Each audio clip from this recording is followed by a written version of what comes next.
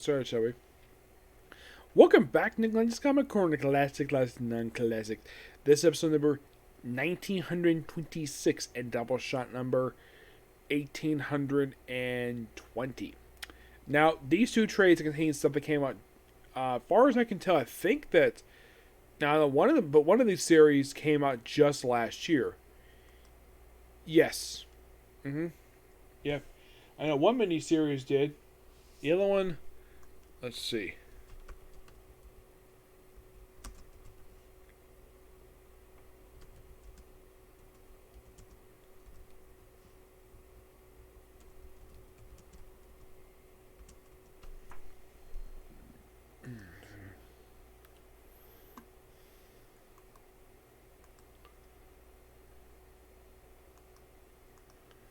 Let's see. This came out last year? No, this came out just early this year. Mostly, anyways. So, yeah. But they're basically just two miniseries. One contains a miniseries in one shot. First up, it is The United States of Captain America. Yes, the second and last miniseries talk about that came out between the end of the previous creative team run and the start of the current run. Yes. Now, it is quite baffling, to say the least, that apparently Marvel Comics just didn't want to release another ongoing series of Captain America. People had to wait a whole freaking year for another one. So instead, we threw two mini-series out there. One I previously talked about Captain America / Iron Man, and this one. And you're thinking, really? One of the most recognizable characters in Marvel Comics, and all he gets after the event, after the conclusion of the previous one, just two miniseries. By the way, there's also a U.S. Agent miniseries by Christopher Priest that also leads into this very miniseries. So you could say this one is sort of, in a way, a backdoor pilot into the current stuff of Captain America. Kind of. Those writers who write that one? I don't think so. Let me check. I don't think it does.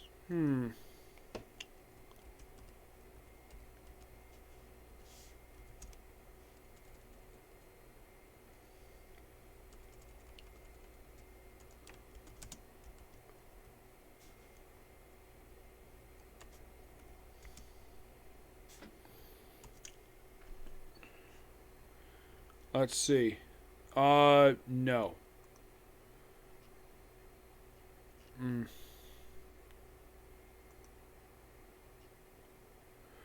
Nope. For some reason, I'm not really sure why this is. They have it where, currently, for Marvel, there are two Captain America books. Well, yeah, for some reason there is. So, the main story for this one is you have Steve working with Falcon, who puts on his Captain America costume for reasons. Because apparently someone steals Cap's shield, so Cap doesn't promote this costume until halfway of his miniseries because he starts out wearing his Commander Rogers outfit, the blue with the silver star on it in the middle.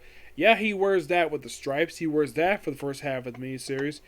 And so the whole thing with this one is that we have Steve and Falcon meeting up with various people who are inspired by Captain America to do various things like having the railroads, campuses, basically small scale, basically grassroots heroes, which is interesting to say the least. If you're curious though, who was the writer of this series? It's Christopher Cantwell, which you're thinking, that name sounds familiar. Isn't he the writer of Iron Man? Yes, I believe so.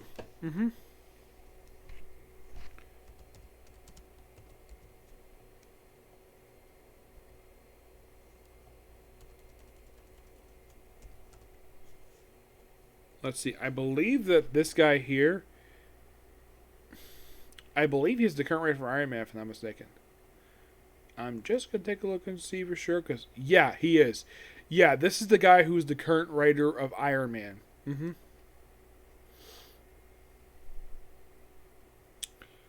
Oh, boy.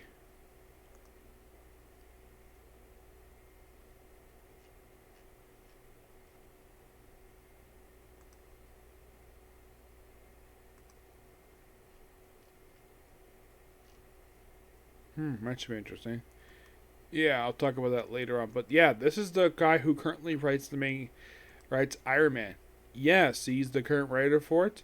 Though, from what I read, the run is ending really soon. Mm-hmm. With issue 25. Yep. Not really sure why, but I'll get to more and I'll talk more of the trades here. So, by the way, here are your Captain Americas here. And they're inspired by various things. The main villain of this miniseries is the Hate Mongeler. And they also use a woman who dresses up like she's, of all things, like she's the, let's see. So, Sin is in this miniseries. Yes, she is. Mm-hmm. Now, why is she here, you might ask? Well, because she's in Captain America, so of course she would show up in this miniseries. Yeah, and here's the strange thing, though. This was her last time she appeared in comics. Yeah, this very miniseries. Yeah, the Captain America, Captain America Harrisburg, Copper Tri, Railways, Captain Jim Maverick. Basically, a bunch of fake Captain Americas. There's also committed Judy Krieger, who's aka Warrior Woman. Yep. And for some reason, she's basically was brought back in Mother. She apparently is a villain. She apparently made her villain in this miniseries, which prior to this, her last special appearance back in Marvels number 5, and she also appeared in Invaders volume number 6. So her appearances have been very scarce since her debut back in the 70s. Yeah. But this book, of course, they do recover the shield at the very end. But this actually is a pretty good miniseries. It's a good, basically, taking Captain America. I don't mind poking fun at the basic stuff we see in real life in here. Some minor stuff here and there. But stuff was really good. I give this book roughly a 9.5 out of 10. Just really good. Next episode that came out just this year, we have Devil's Reign X-Men, which collects the titular miniseries Devilry X-Men and the Winter Soldier one-shot. Yes, Winter Soldier had a one-shot for Devil's Reign. All that is simply Winter Soldier versus the Kingpin in the basement of the Grace Mansion. That's simple, just the one-shot. Yep, and that one-shot is done by Jackson Lansing and Colin Kelly. Artwork by Nika Lyon. Now, Devilry X-Men, believe it or not, this actually is a miniseries done by the current writer of X-Men, Gary Duggan. Yep. Now, this book, here's the thing. We have a word that Thunderbolts pop up in here. Well, I should point out, these are Fiscus-sanctioned Thunderbolts, and they try to arrest the X-Men for trespassing a government property. And apparently, we have it where Emma Frost gets a deal with the UN to basically say, yeah, we have diplomatic. This is the embassy to Krakatoa.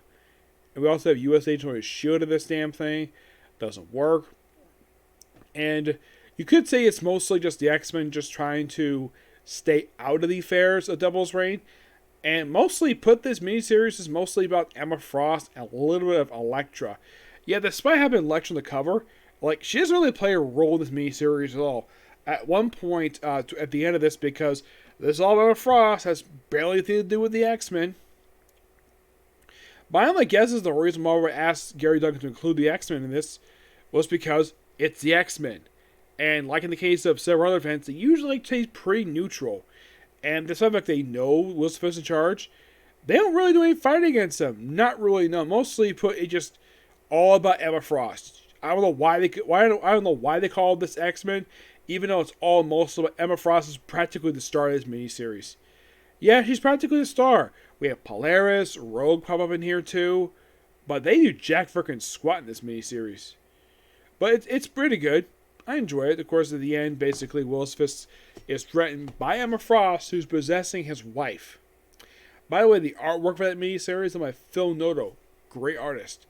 Yeah, the miniseries itself is good, except that they should have called Dark Devil's Reign Emma Frost, because clearly it's Emma Frost miniseries.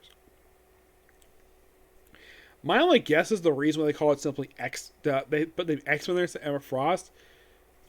Money. People buy this X-Men. That's simple just if it comes to that. Okay, so that's particularly it for Stickle of You. Next, about one more comment corner, and I'll call it for tonight. Okay, next video. Bye.